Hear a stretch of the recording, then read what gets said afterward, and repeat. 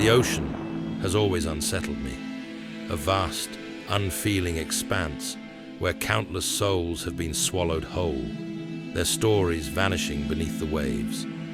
There's something predatory about it, lurking just beyond the horizon, waiting. I thought I'd left those thoughts behind with my old life, with the memories of my failures. But the sea has a way of calling you back, and now it's calling for me. It started with a letter. No name, no return address, just a few lines scribbled in haste. "Everyone is dead, Morgan. The Ourang Medan. It wasn't an accident. Meet me. We're running out of time." The name stirred something deep within me. A forgotten case, whispers of a ghost ship, and a crew found frozen in terror. An event erased from most records, like a nightmare people pretend never happened. I could have ignored it. I should have. But the pull was stronger than reason, an invisible thread dragging me back into the dark. Now I stand on the docks of a nameless town, the waves crashing against the shore like an omen. The air is thick with secrets, heavier with each breath. As I turn to leave, a gust of wind sweeps across the water, carrying with it a sound, faint, almost like a voice. More Gan. I stop, my heart pounding in my chest. Did I really hear that? I strain to listen, but only the wind answers, howling through the empty streets. Maybe it was just the wind, or maybe it wasn't.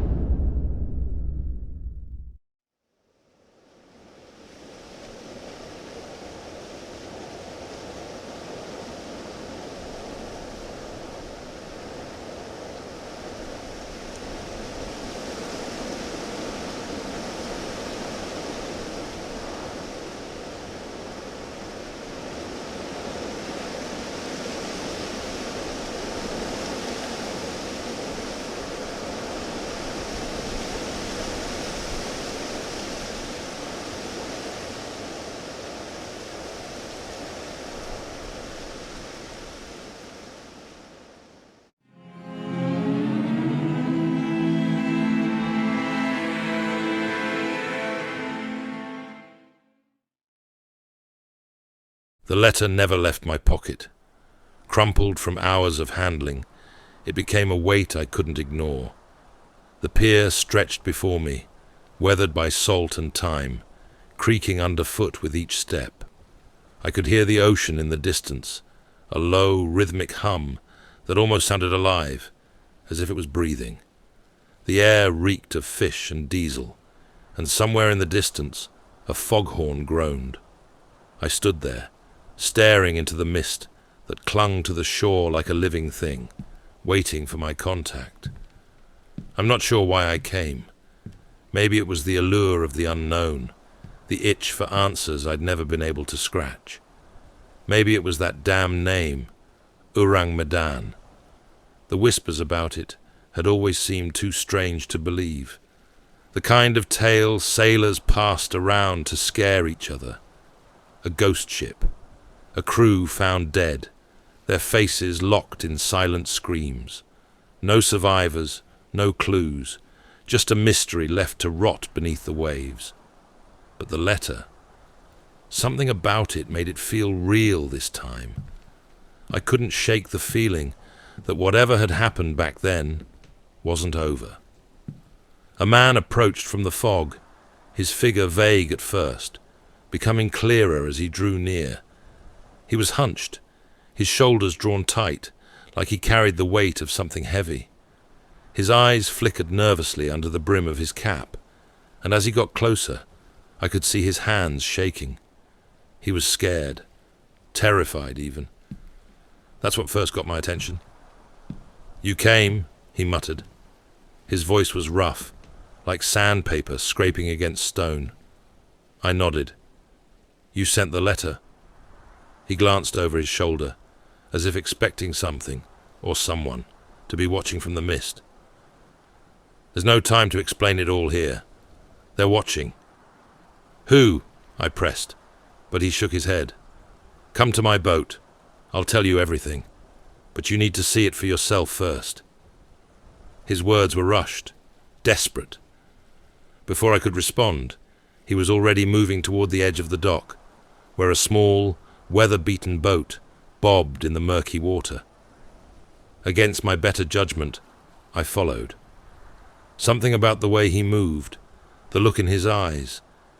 It wasn't just fear. It was certainty. Whatever he had seen, whatever had driven him to this point, he believed every word of it. I climbed aboard, the boat swaying beneath my feet. The man fiddled with the engine, casting more nervous glances toward the shore. When we finally drifted away, the pier disappeared behind us, swallowed by the fog. Silence settled over us, broken only by the steady drone of the engine and the soft lapping of the waves. I couldn't shake the feeling that we were heading somewhere we shouldn't. We were about halfway across the bay when the man finally spoke again, his voice low and haunted. The Ourang Medan. It's not just a story. I've seen it. I saw the bodies. The hairs on the back of my neck rose. He turned to me, eyes wide. And it's not over. Whatever killed them, it's still out there. Before I could ask more, the engine sputtered, the boat jerking to a sudden halt. And then, from the water, came a sound, a low, guttural moan that sent ice straight down my spine.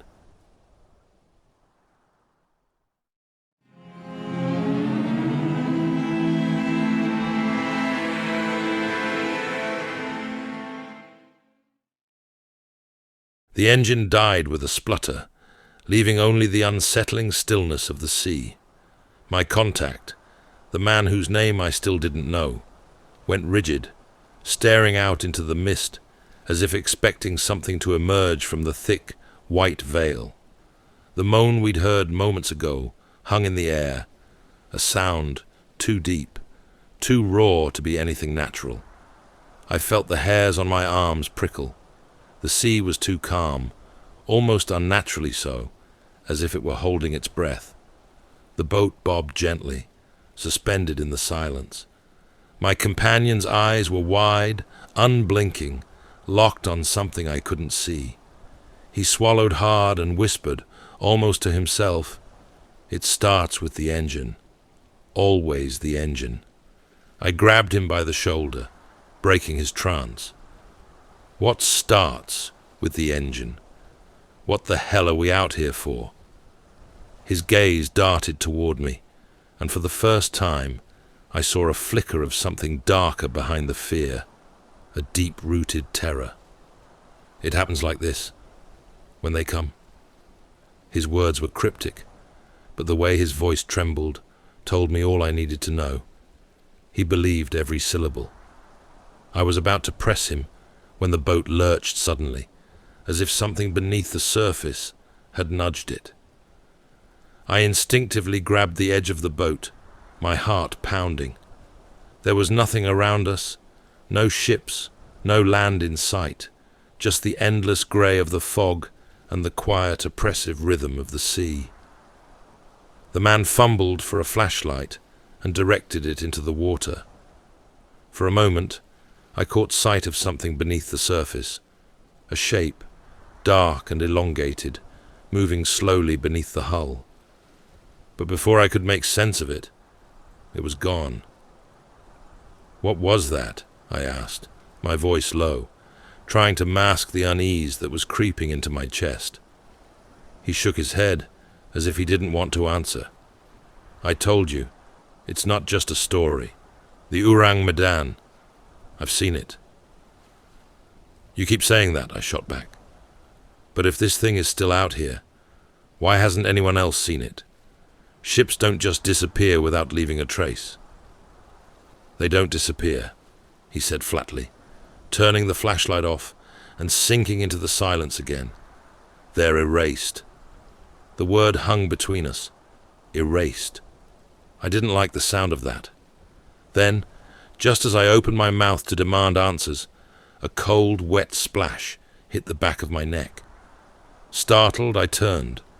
The fog swirled around us, thick as smoke, but there was nothing there, just water. But the man's face had gone pale. He stood up suddenly, looking out towards something in the distance. "It's here," he whispered. I followed his gaze.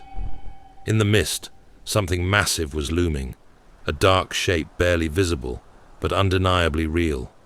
A ship, silent, decayed, the Ourang Medan. "That can't be real," I muttered, but there it was, rising like a ghost from the depths. The boat groaned as if the sea itself was warning us to turn back. Before I could react, my contact grabbed me by the arm, his voice a ragged whisper. "We have to leave, now." And then, from the fog, came another sound. Footsteps. Soft, wet footsteps on the deck of the ghost ship.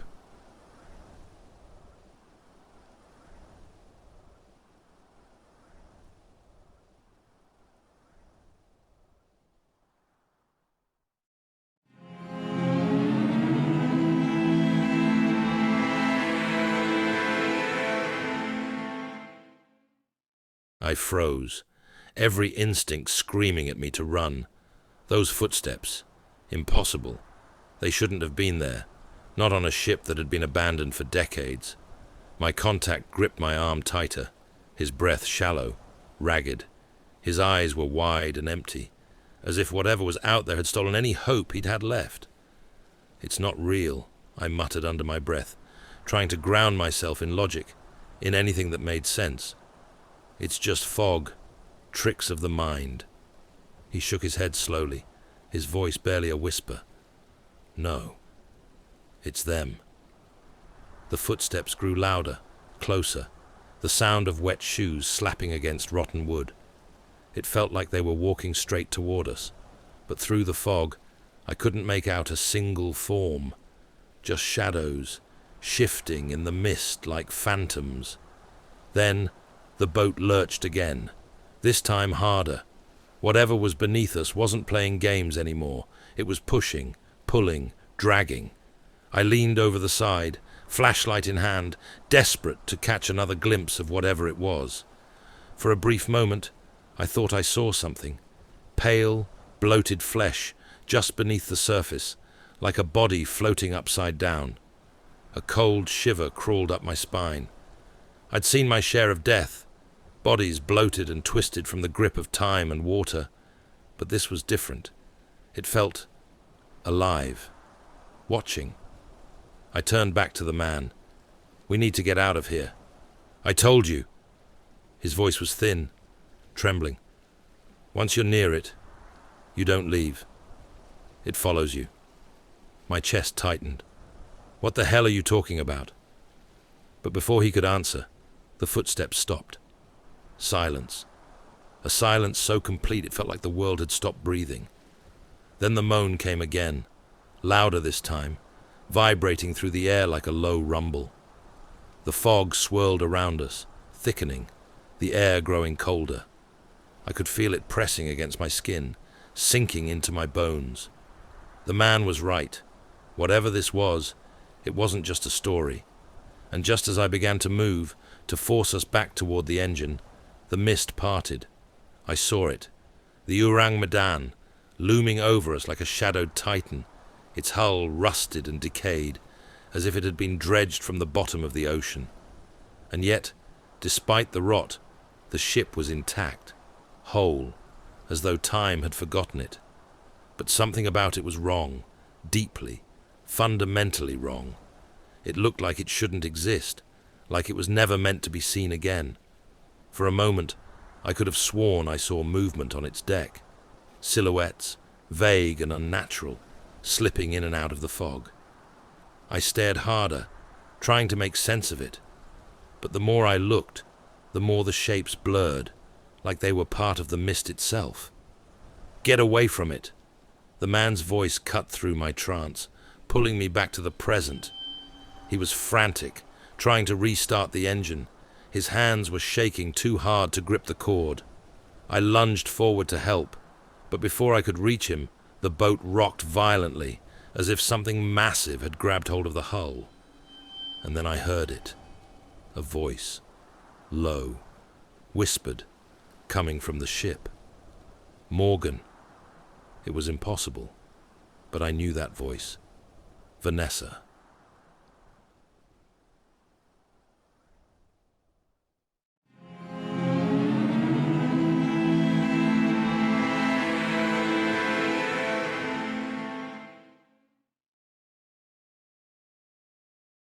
The sound of my daughter's voice, soft, almost tender, rippled through the fog, wrapping around me like cold fingers. I stood frozen, my mind scrambling to make sense of it. Vanessa. It couldn't be.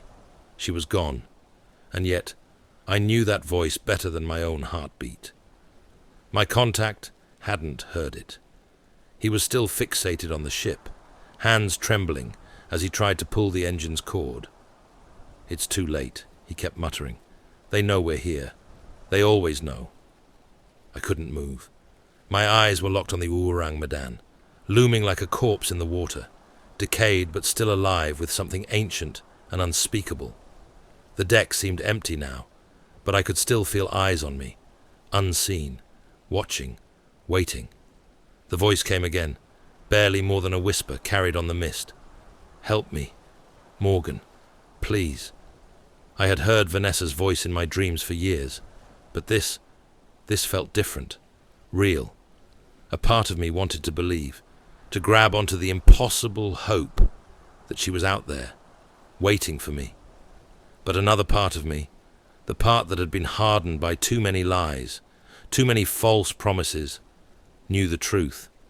This was wrong, twisted. The ship, the fog, the footsteps. It was all connected, part of some nightmare I was only beginning to understand.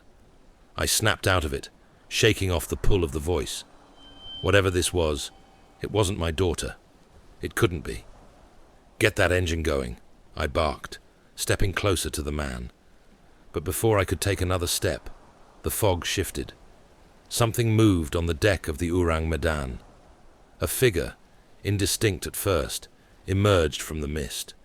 It was wearing the tattered remnants of a uniform, its skin grey and wet, like it had been dragged from the depths. It walked with slow, deliberate steps toward the edge of the ship, stopping just above where we floated. I felt a chill creep up my spine as the figure turned its head, locking its gaze on me.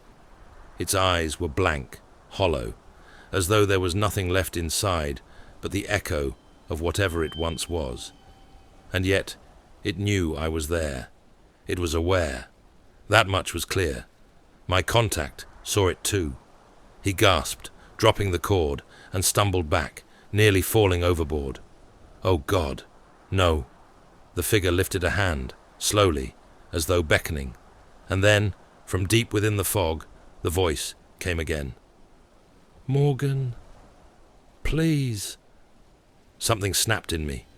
This thing, whatever it was using her voice, mocking her memory.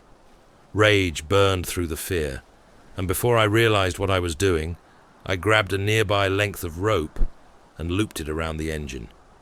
"Pull!" I shouted. The man was still trembling, but together we managed to get the engine coughing to life.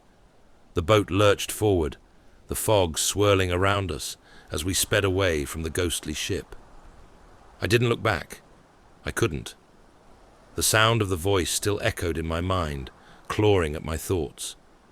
But just as we reached clearer waters, the man slumped against the side of the boat, his face pale as death. His eyes locked on mine, wide with terror. "You saw it, didn't you?" he rasped. "The figure on the deck?" I nodded. The image still burned into my mind. He leaned closer, his breath shaky. "That wasn't one of them," he whispered. "That was the captain, and he's the one calling you."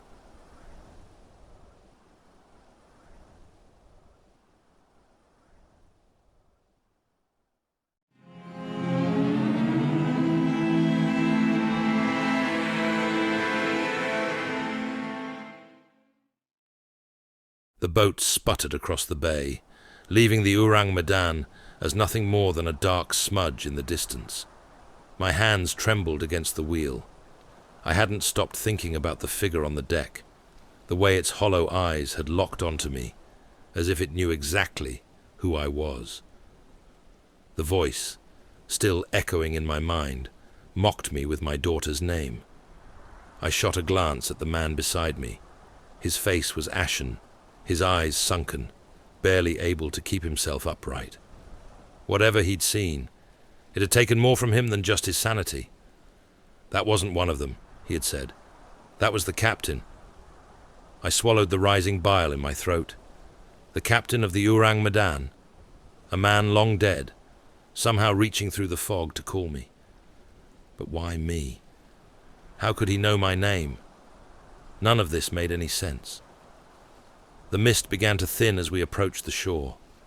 I could see the faint outlines of the dock, the decaying buildings of the fishing village, rising like jagged teeth against the grey sky. I needed to think, to understand what I had just witnessed, but my thoughts kept circling back to one undeniable fact. This wasn't over. The man stirred beside me, coughing weakly. "I've done all I can," he muttered, his voice barely audible. "It's in your hands now."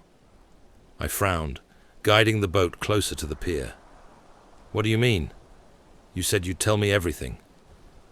His eyes were distant, as if he were looking past me, seeing something I couldn't. "There's nothing more to tell. You saw it. You heard it. There's no going back now." Before I could press him further, he leaned in, his face inches from mine, his breath shallow and rattling. "Whatever's calling you, Morgan, it won't stop. It won't let you leave." I recoiled, the weight of his words settling in like a lead weight in my chest.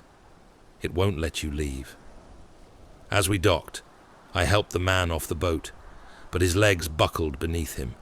He collapsed onto the pier, his breath coming in rapid, uneven gasps. I knelt beside him, shaking him by the shoulders. "Stay with me. Tell me what you know." But his eyes had already rolled back, his body limp and lifeless. I checked his pulse. Nothing. Panic surged through me. This man had been my only link to the truth, the only one who had seen what I had. And now he was gone. I stared at his lifeless body, my mind racing. This couldn't be happening. I needed answers, and now I had nothing. No leads, no direction, just a dead man, and the memory of a ship that shouldn't exist. The sky above darkened, and a cold wind swept through the village, carrying with it the faintest scent of salt water. I was alone now, truly alone. And the worst part, I could still hear the voice, soft, persistent. "Morgan." I clutched my head, fighting to block it out. But no matter what I did, it kept creeping in, like the sea itself, refusing to let go. The captain had called me, and now I was his. As I stood there on the pier, the wind biting at my skin, I realized something terrifying. I wasn't leaving. I couldn't. Whatever this was, it had me now, just like the others.